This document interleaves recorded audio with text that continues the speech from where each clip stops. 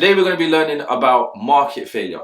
Market failure is probably the most important topic in AS level microeconomics because every year the essay question in the paper tends to be on market failure and government intervention. So if you know these topics well and you practice enough questions on market failure and government intervention, you're really helping yourself get that A star or A that you want. So without further ado, let's get it. So to understand what we mean by market failure, I think it's a good idea to first recap how markets work in the first place. So if you remember, at the very beginning of AS level microeconomics, we looked at the fundamental economic problem of scarcity. We said that because resources are scarce, we need to make choices about what to do with them.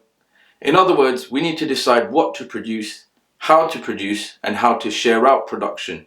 Those choices, economic theory suggests, can be made through the use of free markets. Instead of having a dictator like in North Korea who decides what is produced by the country, who gets what it's produced and how it's produced, in a country like the UK, we tend to let producers and consumers decide the answers to these questions. So let's imagine we have no idea how many cars to produce in the UK. Economics says that, well, we can answer this question through the interaction of producers and consumers in what is known as a market. So how does this market work? Well, economic theory says that the quantity of a good that suppliers are willing to supply or that consumers are willing to consume depends on the price of the good. So economics suggests that price will help us decide how to allocate resources. So suppliers will supply more if they can get a higher price. And that's why the supply curve is upward sloping. And on the other hand, consumers will demand less once prices increase. And that's why the demand curve is downward sloping. If you don't know that, I think it's a good idea for you to go back and revise the videos on supply and demand. Now, the price at which supply and demand are equal, also known as the equilibrium price, will determine how much of a good that suppliers are willing to supply or that consumers are willing to consume. And this is known as the equilibrium quantity. The reason for that is nothing will change at the moment because supply and demand are balanced. Now, this free market interaction between producers and consumers allows us to determine just how many resources to allocate towards the production of cars. And it also allows us to determine how to share out cars, because only people who are willing and able to pay the equilibrium price will be able to consume the car. So this is how economics suggests that we decide how to allocate resources. The government doesn't need to intervene or get involved. This is a free market transaction between producers and consumers. But let's assume that in this example, the price of a car is 10k. And let's assume that the quantity that suppliers will supply and consumers will consume at a price of 10k is a million. Well, basic economic theory will suggest that we've allocated resources efficiently because the market has told us how many cars to produce and how to share them out. Supply and demand are balanced, and therefore we're not overproducing the good where you have excess supply, and we're not underproducing the good where you have excess demand. This is therefore known as the allocatively efficient output. Okay, so let's dig a bit deeper and try and understand what market failure means in a basic way. Market failure is where the free market forces of supply and demand lead to a misallocation of resources.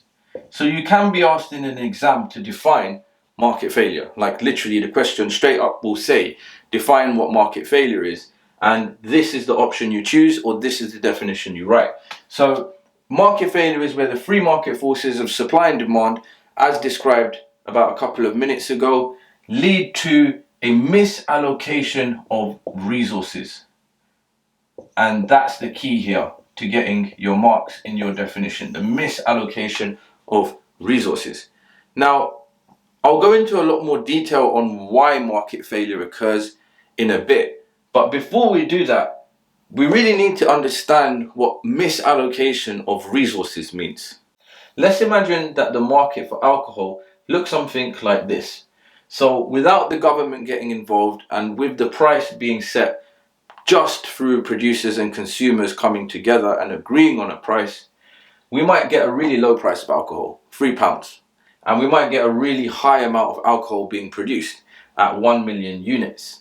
So this would be a misallocation of resources, because the free market may lead to alcohol being overproduced or over-consumed.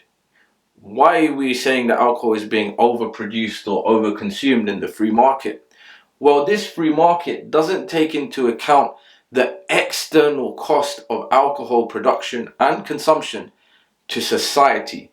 For example, drink driving or any of the other costs that society have to pay as a result of people being drunk. So what the government will do here is they will intervene in the market, tax alcohol, and try and reduce the amount of social costs incurred from the consumption of alcohol. For example, drink driving deaths, violence, and all the other bad stuff that happens when people get too waved. It's easiest to think about misallocation of resources as when the free market leads to a good being overproduced or over consumed. In other words, the good is being produced in the wrong quantities if left to the free market. But the good could also be underproduced or underconsumed. Let's imagine we're not talking about alcohol anymore, but we're talking about education or even healthy food. So if left to the free market, the price of healthy food may be very high, and there may be a very low quantity of healthy food being consumed. In the case of healthy food, we could argue that if left to the free market, healthy food would be too expensive and wouldn't be consumed enough. In this case, healthy food is being underproduced and underconsumed. Why do we say it's underproduced and underconsumed? Because in the case of healthy food, there are external benefits to society from people producing and consuming healthy food. For example, taxpayers may have to pay less tax to treat illnesses related to people eating unhealthy food. So in this case, we say that resources have been misallocated by the free market, as the free market has led to underproduction or underconsumption of the good. So one way to understand what we mean by a misallocation of resources is where too much of a good is being produced or consumed, or too little of a good is being produced or consumed. And that's probably the easiest way to understand what we mean by misallocation of resources. A more A kind of way to understand what we mean by a misallocation of resources is where social welfare is not being maximized. If you're looking to get an A, this is the type of language and these are the type of key terms you need to use in your answers.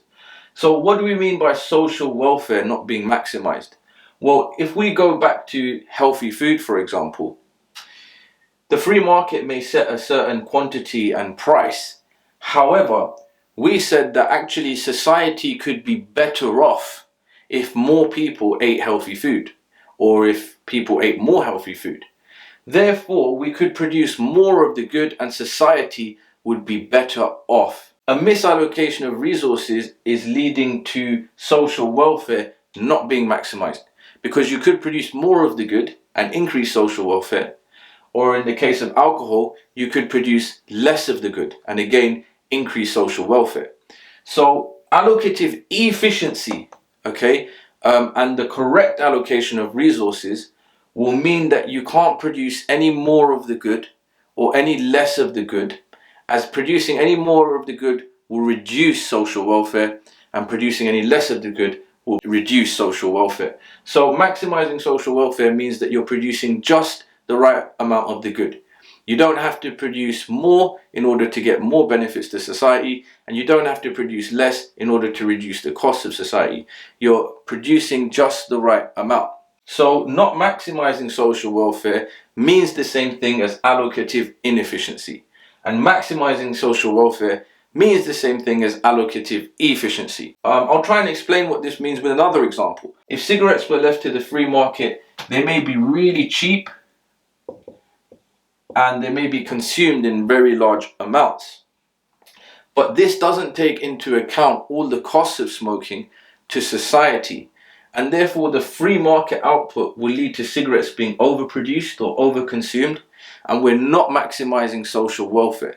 Because if we produce less cigarettes, and if we consumed less cigarettes, then we would reduce the cost to the taxpayer of treating lung cancer, illnesses, the litter that other third parties have to pay for, and all the other negative externalities of cigarettes.